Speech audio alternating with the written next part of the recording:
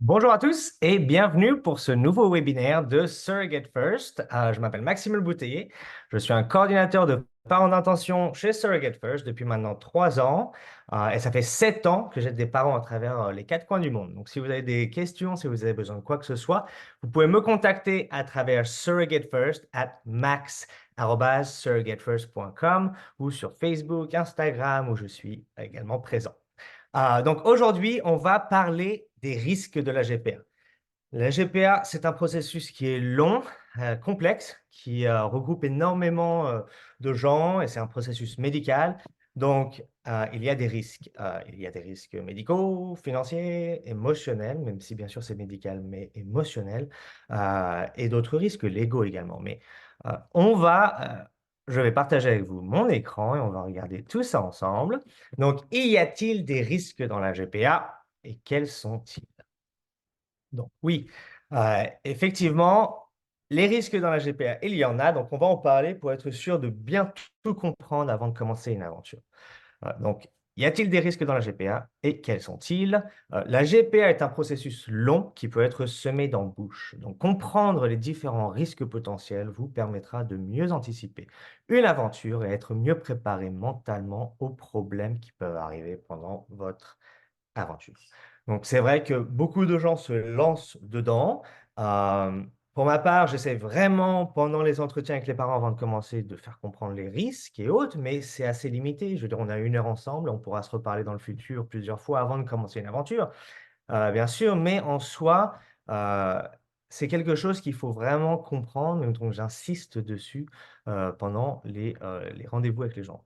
Donc, risques médicaux, on va le faire en 2 parties, parce que c'est assez long. Il y a pas mal de risques médicaux, donc entre la mère porteuse, entre la grossesse de la mère porteuse, mais le processus FIV, et il y a également l'enfant, bien sûr. Donc, il y a pas mal de risques là-dessus, mais il faut les comprendre, même s'ils sont le pourcentage de chances que ça arrive, c'est pas probable, mais ça peut arriver, donc il faut en parler.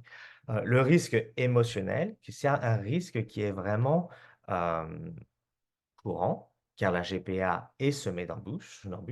Donc ça va du plus petit au plus gros problème émotionnel, mais il faut comprendre que oui, ça peut être dur sur soi-même. Donc il faut vraiment, et sur votre couple, donc il faut vraiment y parler et y penser. Et si jamais il y a un problème, on peut en parler. Et quatrième, le risque financier. Donc, le risque financier qui est un des plus gros problèmes, on va dire. En soi, je ne sais pas, mais c'est un problème financier. Un problème financier vous bloquera de continuer une aventure si vous ne pouvez pas le faire financièrement. Donc ça met la fin au projet, vraiment. Donc, euh, première chose, c'est les risques médicaux. Donc, comme pour toute procédure médicale, la GPA peut entraîner des risques de grossesse et des effets secondaires. Les principaux risques pour la santé liés à la mère porteuse peuvent être les effets secondaires courants de la grossesse, donc ça on les connaît tous, tels la nausée matinale, l'inconfort général, les douleurs. Et de plus, hein, il faut certains des médicaments de maternité de substitution requis peuvent avoir des effets secondaires similaires. Donc il faut vraiment en parler, comprendre, ça c'est pour votre mère porteuse, mais il faut aussi, en tant que parent, comprendre ce que la mère porteuse traverse et les épreuves qu'elle traverse et les risques, bien sûr, qu'il peut y avoir, hein. Après, c'est un risque qui a un impact sur la mère porteuse, mais également au final sur les parents. Donc, les risques plus graves liés à la maternité de substitution pourraient inclure donc le diabète, diabète gestationnel, le dommage des organes reproducteurs avec des hystérectomies et autres. Ça, il peut y avoir de la part des parents une compensation financière. Ça pose des problèmes de santé à la mère porteuse. Donc, bon, ça, c'est des risques pour tous. Hypertension, donc ça, c'est courant, hein, et des fausses couches qui peuvent être bien sûr liées à plein de problèmes différents. Donc, ce sont 4 exemples qui sont vraiment c'est très vague, mais il faudra en parler à un docteur, à votre professionnel de la santé, à la clinique de fertilité avec qui vous travaillez, et également à des gynécologues obstétriciens en France ou aux États-Unis, ceux qui suivent votre mère porteuse. Bien qu'il s'agisse des mêmes risques pour la santé qui pourraient survenir lors de toute grossesse, hein, pas seulement d'une grossesse de substitution ou d'une GPA, cela vaut toujours la peine d'y réfléchir et d'y parler, justement. Mais ça, c'est à y penser et aussi à comprendre à travers quoi la mère porteuse, à travers quoi elle passe. Outre les risques potentiels de la GPA liés à la grossesse, Il existe des risques potentiels associés au processus de FIV. Bon, ça peut être, comme je l'ai dit tout à l'heure, il peut y avoir des problèmes pendant le traitement, avec les traitements, ou pendant la procédure du transfert ou la procédure médicale, avec des saignements, des légers saignements, des crampes, des infections. Elle peut attraper des infections. Donc ça, c'est à comprendre également qu'elle prend un risque médical, et que c'est une aventure quand même qui est voilà, médicalement assez euh, risquée de tous les côtés. Mais également des risques avec votre enfant. Alors, accouchement prématuré, problème de développement de l'enfant ou même problème génétique, anomalie génétique avec votre enfant. Donc ça, ce sont des sujets très, très sensibles et il y a tellement, tellement de différentes maladies que c'est vraiment très vague ce que je dis, mais en gros, oui, il peut y avoir, comme toute grossesse, un problème avec votre enfant. Bon, la bonne chose, et la chose à comprendre quand même, hein, pour se rassurer, c'est qu'on optimise nos chances de succès pendant cette aventure. On va prendre les meilleurs spermes, les meilleurs ovules. Si vous devez utiliser une donneuse d'ovules, généralement, elles sont jeunes. On va essayer de faire des tests, si possible, si vous voulez le faire, des tests génétiques sur les embryons. Donc, on va quand même optimiser nos chances de succès. Donc, les risques sont petits, mais ils sont quand même présents. Donc, il faut en parler, il faut les comprendre. Donc, notre agence offre un soutien dans cette partie du processus. Avec l'aide d'un professionnel dévoué, vous pouvez être sûr que vous restez au courant du processus médical de votre GPA et que vous prenez toutes les mesures nécessaires. De plus, les examens médicaux garantissent que seules les femmes en suffisamment bonne santé peuvent devenir mères porteuses pouvant commencer le processus. Donc, c'est vraiment seulement les mères porteuses qui peuvent le faire ou les femmes qui peuvent le faire. Elles passent des examens, on passe en revue beaucoup de dossiers médicaux pour être sûr que ce soit des candidates idéales. Euh, et également, donc, vous augmentez avec tout ça et avec tous ces professionnels et une GPA bien assistée, donc vous augmentez vos chances de succès et diminuez les risques pendant la grossesse. OK, donc ce sont des risques médicaux qui sont liés à votre enfant, à votre mère porteuse, au processus médical, enfin, mais ça ne vous regarde pas vraiment en soi directement. C'est pour ça qu'on va parler du risque émotionnel qui, là, impacte les parents directement.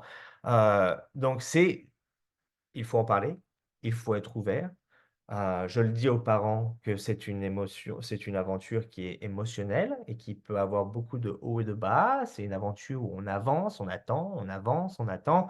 Donc ça peut être frustrant, on peut devenir impatient et au final, on attend quelque chose qui n'est pas ce qu'on voulait, une mauvaise nouvelle ou une disqualification d'une mère porteuse ou autre. Donc c'est pour ça que c'est très important de le comprendre et d'y parler, donc d'en parler. Les risques pour la santé liés à la maternité de substitution relèvent principalement de la responsabilité de la clinique de fertilité et de votre obstétricien et gynécologue, les risques médicaux. Mais ce sont des professionnels en qui vous pouvez avoir confiance et sur lesquels vous pouvez compter. On est là pour vous en choisissant les bons acteurs, en regardant les taux de succès, en ayant des bons retours d'autres parents. On choisit ses candidats d'une manière, enfin, oui, ces candidats, ces acteurs, hein, d'une manière assez factuelle, mais la maternité de substitution gestationnelle, la GPA, est bien plus qu'un simple processus médical et c'est aussi un parcours personnel. C'est pourquoi il faut s'interroger sur les risques émotionnels de la GPA. Euh, c'est déjà dur de la manière dont ça se passe parfois de le faire et émotionnellement de pouvoir continuer sans être affecté si ça se passe mal. Donc ça peut être déjà compliqué, mais il y a aussi une histoire derrière. Donc selon votre histoire, c'est quelque chose que vous avez attendu et vous pensez que c'est peut-être la solution, le dernier espoir pour beaucoup de gens, cette GPA. Donc c'est vraiment encore plus lourd que ça sur les gens. Ça vient bien plus que ah on n'a pas réussi ou ah on n'a pas ça n'a pas marché ou il faut recommencer un traitement ou on a perdu de l'argent. Non, c'est toute une vie qui est remise en question. Donc c'est pour ça que c'est vraiment émotionnellement compliqué. Les parents d'intention peuvent donc éprouver des dépressions pendant le processus si ça ne se passe pas comme prévu. Des tensions avec votre conjoint, ça se passe aussi, mais j'ai vu l'inverse où les conjoints justement se rapprochent l'un de l'autre et deviennent plus forts. C'est des témoignages que j'ai eus. Donc c'est ça, selon les personnes, hein, vous pouvez avoir l'effet inverse. Mais des tensions, avec votre conjoint, ça arrive. Donc, défi lors de l'établissement d'une relation avec les mères porteuses. Alors ça, c'est quelque chose qui est commun et dont on ne parle pas vraiment. C'est en fait, on se fait une idée, on se fait, oui, une idée de cette aventure GPA et de la relation qu'on va avoir avec notre mère porteuse et des autres témoignages qu'on a eus d'amis et de gens qui ont une relation géniale avec leur mère porteuse et qui se voient, ils s'appellent, même après que l'enfant est né, ils viennent ils doivent se rendre visite. Et il y a des parents pour lesquels ça ne se passe pas. Ok, donc ça arrive. Après, on se base sur les profils sont échangés pour trouver cette mère porteuse. Il y a un côté médical, côté social, côté un peu de croyance. Et il y a aussi bien bon, l'émotion, enfin ce qu'on ressent l'un pour l'autre pendant le premier meeting, sur la lettre des parents ou de la mère porteuse pour les parents. On ressent des choses, donc c'est quelque chose qu'on espère vraiment pendant cette GPA. Parfois, c'est plus dur. Parfois, la relation ne se passe pas comme on l'espère. Nous, en tant qu'agence, on est là pour aider. Moi, je sais qu'avec Surrogate First, s'il y a des problèmes, on est là, on fait des meetings tous les mois pendant la grossesse pour être sûr qu'on est bien sur la même longueur d'onde. On peut le faire plus souvent, mais généralement, c'est mensuel pour être sûr qu'il y a un suivi constant. Si les parents nous le demandent ou si la mère porteuse nous demande, il n'y a pas une relation qu'on espérait. Donc ça, c'est quelque chose qui peut être dur émotionnellement. On n'arrive pas à traverser ou à vivre cette GPA à travers notre mère porteuse. C'est pas souvent que ça arrive. C'est pas souvent, mais ça arrive. Donc, il faut le comprendre. Et si ça se passe, si c'est quelque chose que vous vivez en ce moment d'ailleurs, peut-être sans penser que c'est votre faute, mais qu'est-ce que nous, on peut faire pour changer la situation? Et pareil, la mère porteuse, on lui demandera, qu'est-ce que toi, tu peux faire? Donc, peut-être une approche différente, peut-être plus de contacts, plus de messages envoyés, moins peut-être parce que vous êtes trop justement sur son dos. À voir, mais ça, c'est des relations qui peuvent être compliquées. C'est une relation. Chaque relation, hein, c'est compliqué. Alors, à Surrogate First, nous prenons ces risques très au sérieux et travaillons dur pour vous fournir le soutien, la protection et les conseils dont vous avez besoin. Tout au long de l'aventure, on est là pour vous. Euh, on a travaillé avec des parents qui ont eu des problèmes pendant les grossesses, avec leur mère porteuse ou problème avec leur enfant. On leur a apporté du soutien psychologique. On est là dans des groupes avec moi, avec les case managers ensemble. On est là tous ensemble pour essayer de les soutenir. On leur offre bien sûr des sessions de thérapie. Donc ça peut être psychologique ou autre. Enfin, on fait si vous avez besoin d'aide, on est là, ok, pour essayer de vous rendre le plus serein possible. OK, donc, prochaine étape, c'est les risques financiers. Donc, il y en a des risques financiers qui peuvent être très difficiles à surmonter car c'est l'argent et l'argent ne pousse pas sur les arbres, bref. Mais le coût de la GPA est malheureusement dur à estimer car il y a beaucoup de variables qui peuvent faire considérablement fluctuer le coût total d'une GPA aux États-Unis. Entre les coûts variables et les complications, il est dur d'y voir clair. Donc ça, c'est à comprendre déjà, c'est que une GPA, il y a des variables. Il y a des variations de coûts. Ça va plus ou moins haut selon vos acteurs, selon comment ça se passe. Donc, il y a des choses qu'on peut un peu contrôler, mais ça va varier et on saura le vrai coût de cette GPA ou alors estimé, mais un coût plus précis au moment où on la trouve, cette mère porteuse, parce que chaque mère porteuse sont différents, les coûts de voyage vont être différents, les compensations vont être différentes, les assurances, tout ça, les pertes de salaire avec l'argent qu'elle touche avec son travail. Donc, énormément de choses qui vont varier déjà au début. Euh, et c'est vraiment à vérifier au moment où on commence. Mais après, il va y avoir des complications également. Si ça ne se passe pas comme on l'espère, il va y avoir des nouveaux voyages pour une nouvelle mère porteuse, des pertes de salaire parce qu'elle ne peut pas aller travailler, parce que la grossesse est plus compliquée que prévu, donc il faut qu'elle soit alitée.